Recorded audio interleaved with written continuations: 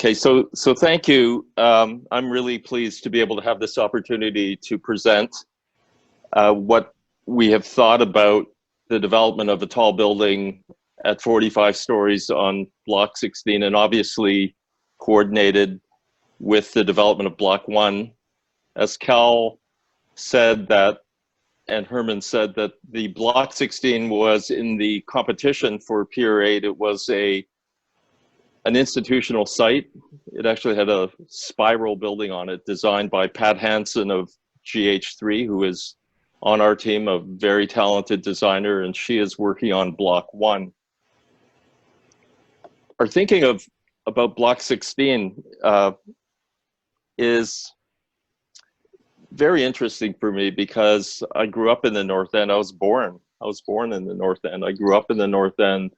A lot of my ideas about cities and neighborhoods are founded in the North End. When I began to think about and read Jane Jacobs' book, Life and Death of Great American Cities, I actually saw a lot of the examples of that in the North End. And it was a community that had a high street, James Street, and streets and blocks, narrow frontages, lots of corners, schools. It was very diverse, ethnically diverse. It was where new immigrants like my family came to the city of Hamilton. And I loved it. I loved growing up there. I knew everyone, and I had just a most fantastic, a lot of people said I had such a terrible childhood. Actually, I had a wonderful childhood, and I played all the sports at Eastwood Park. And so when the competition for Pier 8 came up, I was really, really excited, and I liked the plan very much. And I know probably a lot of you had a big hand with the city in terms of shaping that plan of streets and blocks, which have to connect. They have to be part of. Herman has been, I think, said some really good things to me about the relationship of Pier 8 being part of the North End. It's not set away from the North End. And I think that's so important for the vibrancy, vitality, and you need families. You need families and children growing up in the North End and on Pier 8. And then there's been a tremendous investment in the public realm. I think the competition for the Hammer, which is the public pedestrian edge on the north and east side of Pier 8, is exciting. And it will bring a lot of people who do not live in the North End, I think, to the waterfront.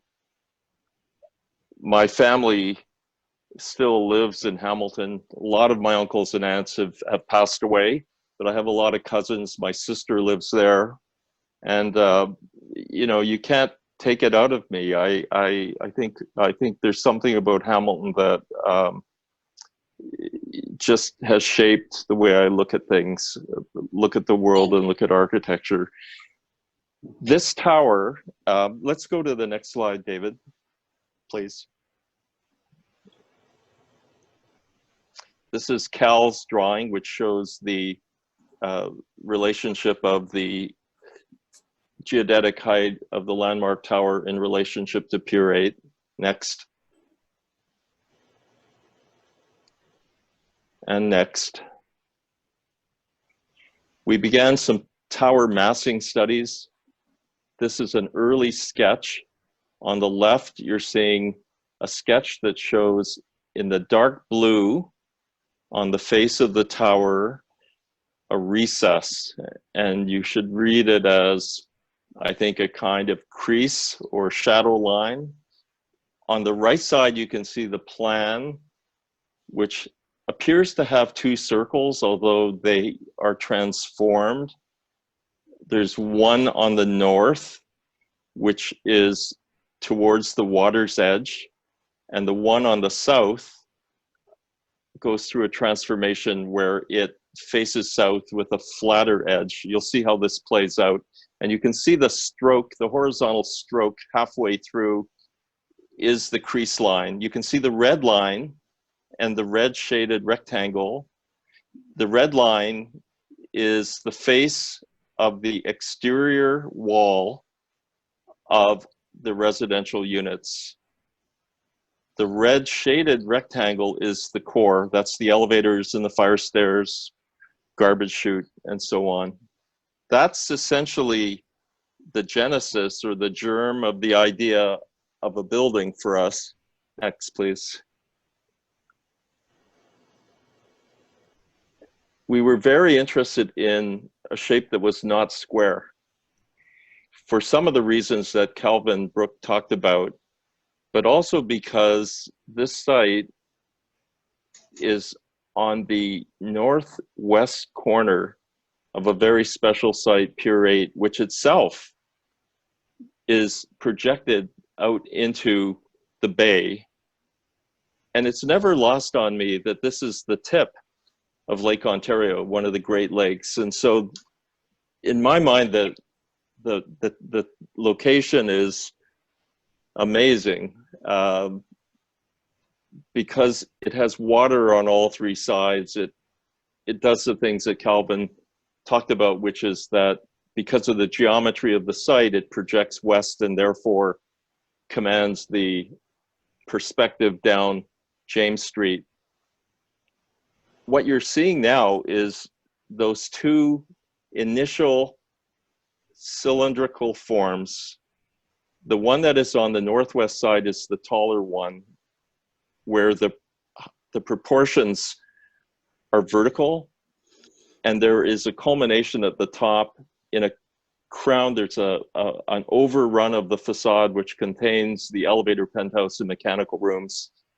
But the pinnacle of the major tower, the primary tower, is on the northwest corner of Pier 8 and on the northwest corner of this site. You can see the tower is stepped, and on the southwest side of it, it drops to 30 stories. And so there's a tower that goes up to 30, and then the primary form goes up to 45. And it's different than the placement that Kelvin showed with his elliptical plan, because it is turned on a diagonal to increase the space to block 1. And in turning it, we believe that it begins to set up a dialogue or a relationship with the marina, with Williams, with what has been called the Discovery Center, and with the western part of the downtown, the other piers. Next, please. We then studied some key views. And what you're looking at is Guy's Street, the building in the foreground, which is very abstracted, all in white. It's simply the massing model from the competition. And that massing was developed by a very talented architect, Omar Gandhi. But you can see the upper part of the tower peeking up over the mid-rise buildings that are part of Omar's block design. In Omar's block, just as a reference, you're looking northwest, and the mid-rise building on the left side is essentially facing onto the marina. It has an amazing location. What you're looking in the foreground are a series of townhouses at grade on Guy Street. And if you look at our tower, you can see both the upper part of the 30-story lower tower and the upper 45-story, the next 15 floors. Next, please. So the building steps away from the rest of Pier 8. In this one, you can see the harbor towers, which are at 20. See what I was talking about, the North End, and it's houses with porches and gables and a big variety of materials. Some are wood frame, some are brick. And you see the tower at 45 stories peering up over those smaller 3-story houses. Next.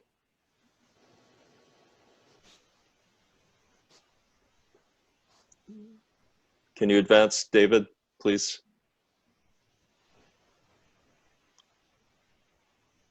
So this is another view. I think it's at Picton and Bay. And you see almost a bungalow on the corner and some mature trees. The trees are much bigger than the houses, but you see the building. We believe the tower should be light in coloration. It shouldn't be a dark tower. It should be a lighter tower. It should have a relationship to the cloud formations and the big sky over Burlington and over the harbor. Next.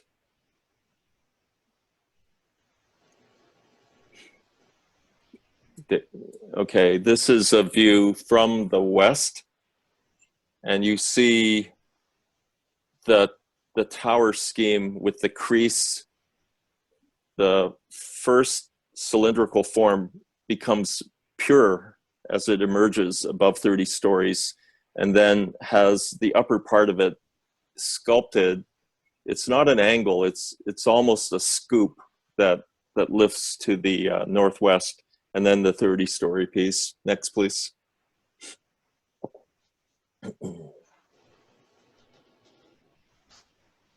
Now, when I lived in Hamilton, Leona Station was Union Station, and it's a powerful limestone building on the right. I love that building. And so you're looking north, and you see the light building with its sculpted top, which I think will catch the light, and then the 30-story, the 45. Next. And then from a point much further west, you get what Cal was talking about, because it's only one tower, you see it fully. You see it all alone, and it sits on that corner of the site out into the water. Next, please.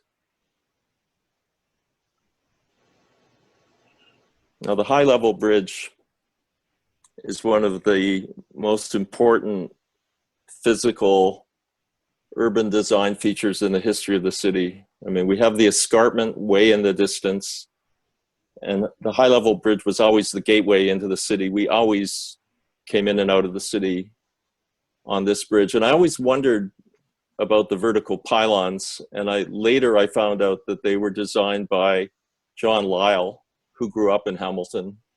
And John Lyle is one of the greatest Canadian architects ever. He's so important. He was an educator, super talented. He went to Yale, and then he went to the Beaux-Arts. He came back, he went to New York, and he worked on the New York Public Library. His father was the minister at the Central Presbyterian Church, and Lyle designed that church. And I would ask people to go see what a Canadian who went to the Beaux-Arts could do in Hamilton. It's a beautiful church. But the proportions of those towers were always an enigma to me. I never knew why they were there. They weren't holding anything up. And I thought they were beautiful, and they were niches that were supposed to hold sculpture, but it never happened. So I looked at them very carefully, and what they do is they go right down below the bridge to the water, and they form these, below the bridge, they're structural, and they form a kind of two-way intersection between water and the canal that leads under them, that connects the harbor to Cootes Paradise. And there are four of them. There are two of them behind us. And so this cradle, I think it's one of the great acts of urban design anywhere, frankly, because those pylons take your eye from the water to the land, to the horizon of the escarpment, and into the sky. And so this tower, as it relates to, the tower on Block 16, to me, it's a very similar kind of marker in space on a Great Lake in relationship to John Lyle, who's one of my heroes, and capable of being seen from Burlington and from the Skyway Bridge as a marker, just like Lyle has been a marker and a landmark, a gateway into the city. Next. And here it's white. You can see it way off in the distance, but I think that part of the argument is when you see the incredible monumentality of the industrial waterfront of Hamilton. I just thought when I was growing up, there was such an amazing thing to look at. There was fire in the sky. I couldn't believe it. But to have a white tower or a light colored tower, I think that's also the symbolic transformation of the waterfront. Next, please. These are more views because I think we really wanted to study this and we'll continue to study it. But a view from the west, very similar to one that you saw before, where you really see it. You see the whole thing. There's nothing in front of it. And so you see the full idea of a building. Next. Looking sort of northish, I guess. Next. How it relates to the mid-rise buildings, which are often long and horizontal. So you could say we're tipping that into the vertical, but we're always looking at the harmonic relationships between all things on the site. Next, please. On the greenway, this is where the value of the step shows up, where you can see the building acknowledging that it's making a transition to the mid-rise buildings that are on the greenway. You're looking west. Next. And then looking west again, right on the water's edge, you're standing right in the northeast corner. You can see on the left-hand side the industrial steel frames, which are for musical performances, and you'll see lighting rigs and so on. And you see the hulls, the Corten steel hulls, you see the water's edge, you see the development of the blocks on the water, and then in the distance you see the 45-story tower. So the scale of it, in my mind, relates to seeing the scale of the entire development mid-rise as a base to the 30 and then up to the 45. So there's a kind of transition. Next, please. On the ground, it is set back from the streets. It has a very high ground to second floor, and it is on the water. The lobby is on the water, and it will have on the second floor amenity space for residents and an outdoor terrace. Somehow we're going to make that work. You need to provide amenities. I live in a tall building, so I have a lot of insights about what I think makes living in a tall building really family friendly and also just life friendly. Okay, next please. Next slide, David, please. This was an early iteration where there was a lower one-story circular disc that appears to slide out from the main tower to form an outdoor terrace where that person is indicated with a very high windscreen. It's the idea that you can get outside but not get totally literally blown away. And I think it pertains also to the ground level conditions around the building. Some of the things that Cal said are very true. If it were a flat surface building, you'd have downdrafts off of that flat surface. We've pushed the glazing line inward, so we think that the geometry of the curves and the fact that we have insets will basically mitigate wind on this site, and we'll prove it. We'll do wind studies. Next, please.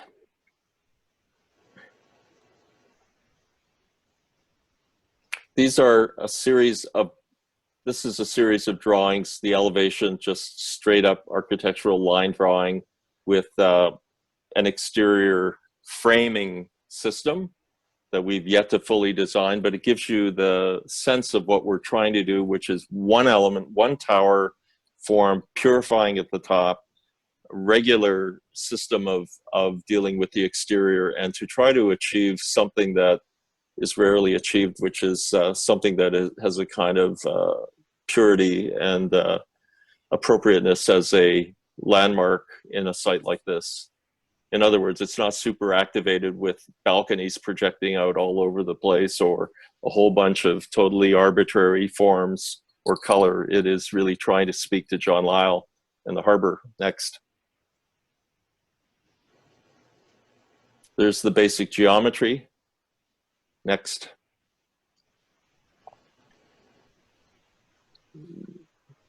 Next slide, David, please.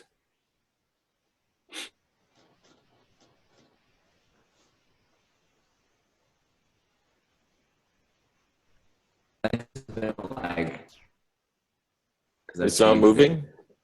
Oh, there you go. Okay, this is really important because this drawing illustrates a response to the work that Cal Brook did that shows the development on block 1 on the right, prepared by GH3, and an iteration of our tower all around a muse, which is 15 meters wide. You can see a red dotted line between block 1 on the right and block 16, and we're set back on both sides of that, both projects. They're grade-related townhouses, or as Cal says, live work, but they would be amazing townhouses. They're just great spaces. And you can see that we're developing access to below-grade parking probably on both sites. And for block 16, it's coming from the northwest with loading and, you know, garbage pickup, all the things you need for that building. But it'll all be within the form of the building. And then you can see that there is a slice of the tower on the west side, which is all lobby. And it's big, and it's like a giant bay window out onto the waterfront. Okay, next, please. So we're very happy with this integration of the tower and the low-rise muse. And we will probably likely have amenity space on, well, for sure it'll be on the second floor, but our second floor is high enough that it could be on the roof of the townhouses. Next. This is a very simplified drawing of the kind of zoning envelope that is generalized for block 16 and 1, appreciating that the design is not totally developed and that you need some flexibility in that zoning envelope, the built form envelope. Just a detail of the plan. Go to the next slide, David. And the next. The green is the muse, the blue are the townhouses. The corners are rounded. And you saw the typical floor for a nanosecond.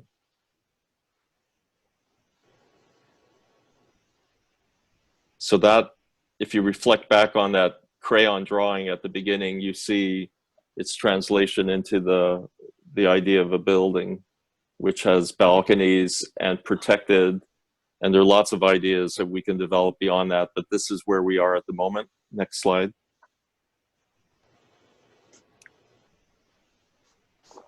This is in the tower form, the primary tower above the 30-story. You can see the 30-story building kind of faded out. It's in gray. And next, please.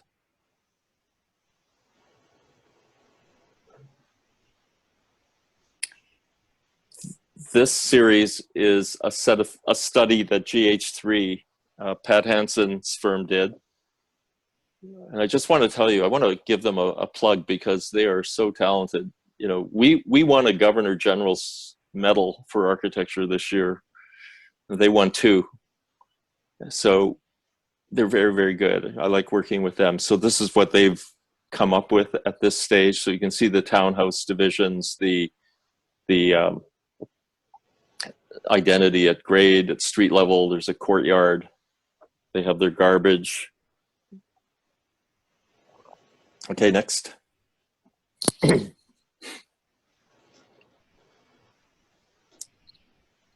and they're responding to what we're doing. So it just is a demonstration how architects, where they're collaborating and sympathetic to what they're trying to achieve, can actually work together virtually on the same site.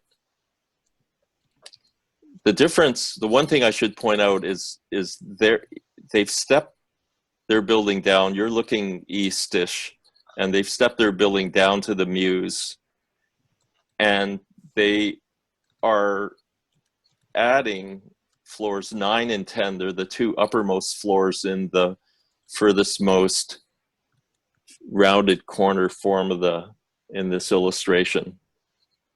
But it just has a kind of gracefulness to it that I appreciate. Next.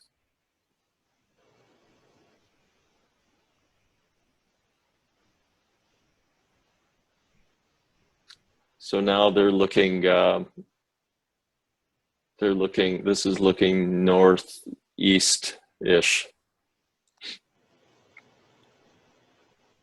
And they haven't designed it, but you can even see that in even a rough study that they have a feeling for scale and systems, and you know, the white is just opaque. It won't be like that. They're just placeholders for townhouses. Next.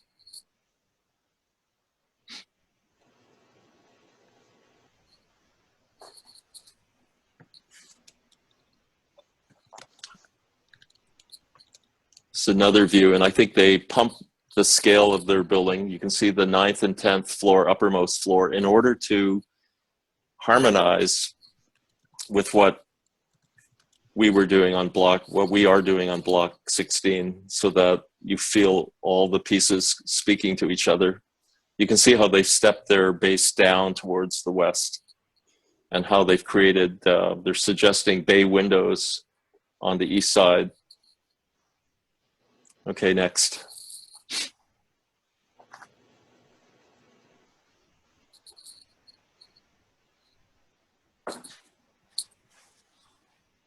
And even this one, the shifting of the massing towards the water, they're very cognizant of the two masses of the tower in doing that, so that they're building that squarish block handles the two verticals and the white verticals, and then steps down to the greenway. Very intuitive and very sophisticated. Next.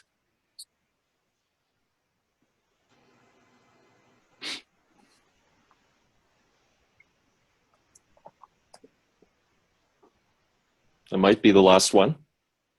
Yeah, that's it, Bruce. It's finished. Was that the... Okay, David, thank you very much. And I just want to apologize. There's obviously a technology delay happening, and we were not doing that on purpose. But anyways, thanks, David.